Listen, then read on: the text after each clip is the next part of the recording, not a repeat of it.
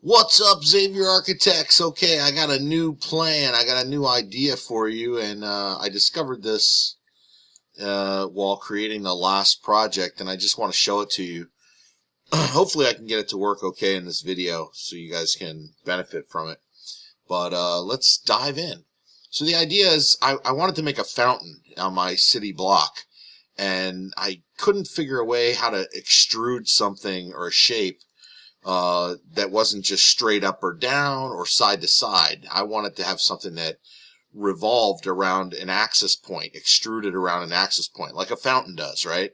It's sort of round around a middle section, and the bench kind of goes around the outside of it, but the idea is to create one shape and then extrude that shape in a circle around a center point. So in order to do that, I'm going to use the freeform curve instead of the polyline, because I want my fountain to be sort of, I don't know, organically looking and not like stiff and rigid. So I'm just clicking as I go here, and I'm using the right viewpoint to kind of create a lip there. That's kind of where people would sit. And then I'm just clicking as I go. There's like the fountain point, and maybe something like that. I mean, that's not perfect, geez, by any stretch, but okay. Someone's going to sit their butt on here. This is their backrest. Here's where the water will be inside the fountain. And the cool thing also with these control points is I could zoom in and I can adjust this, right? If I say, that looks terrible.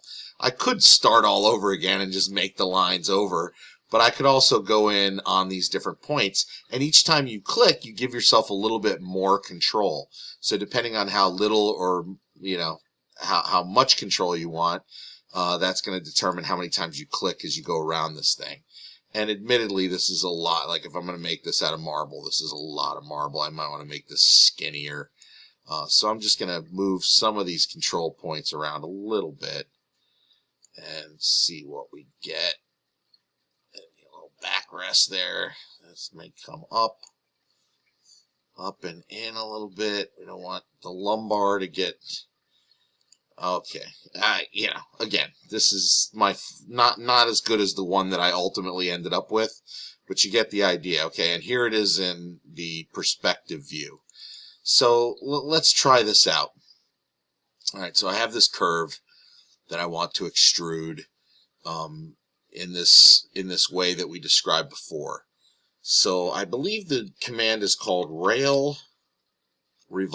Yes, there it is, RailRevolve.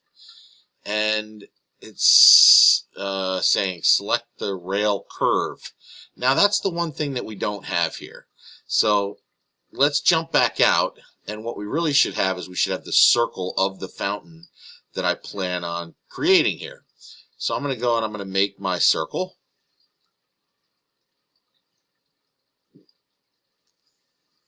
Maybe something like this. Let's make it bigger, and we'll just move the curve. All right, we'll move that out here. All right, so this is a decent sized fountain, and so I've got my curve going around, and then I'm going to create. I just want to make it sort of an axis point, like a middle point here. So what I'm going to do is I'm going to use a polyline to do that, and I'll just go from here across to the opposite side, perpendicular, enter, and I will make another one from the midpoint out, perpendicular. It's saying perp. It's saying perp.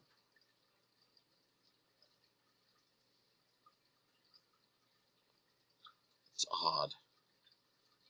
You know what I'm going to do instead of that? I'm going to take this one and Alt adjust it with the Shift key. Bang.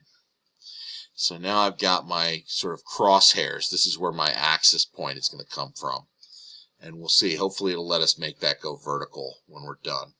All right, let's see how it works. So let's see if we got what we need now for the RailRevolve. We've got the curve itself. We've got the curve that we want to kind of move along, And then we've got the axis point, this middle point of the circle that we're going to revolve it around. So select profile curve, that would be this guy. Select rail curve, that would be this guy. And select start of rail revolve axis. Now that's the center of this.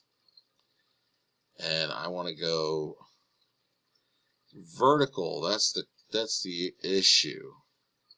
Yes, Z is the axis direction. Perfect. Boom. Okay. Now that didn't that didn't turn out exactly as I was hoping. Let's go to shaded here and see what went wrong. It's still pretty stinking cool, but you can see what's happened over here is that it has flipped my my form. You see the freeform piece is flipped upside down. So let's undo that. And I wonder if we do, let's just try it again and see what we end up with. So rail revolve. There's my rail is already selected. Here's my rail.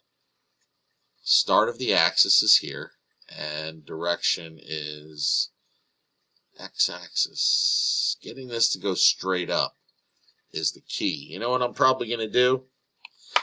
Just to make sure that I get this right, I'm going to take this and I'm going to Alt click on the gumball here and send this up, oh, I don't know, 5 units high. Let's go higher than that. Alt, no, just click. Let's go up 50. That's better. Okay, let's try this one more time. Rail revolve. It's good. You can see, you know, some of the mistakes that you might make as you're going through it. I'm not a perfect person to show you this, but I'm doing my best. And here's my axis. Boom. And it goes up to this point. Boom. And bang. There we go. Look at that. And you get this nice shape that goes around that central axis. Now you could just extrude a simple circle in the middle. I could give it the textures. You know, we talked about in the layers of how we could add a material to this. And I could add a picture to this and choose my marble and say open and say OK. And then when I go into my render mode, you'll see that has that sort of, you know, marble surface look to it. Somewhat like a fountain. You know, the seat might be a little bit low. You're kind of sinking in here. But you get the idea. You could certainly adjust it. And then when I'm done with it, I can get rid of these extra lines. I don't need those anymore. Good luck playing with the RailRevolve tool.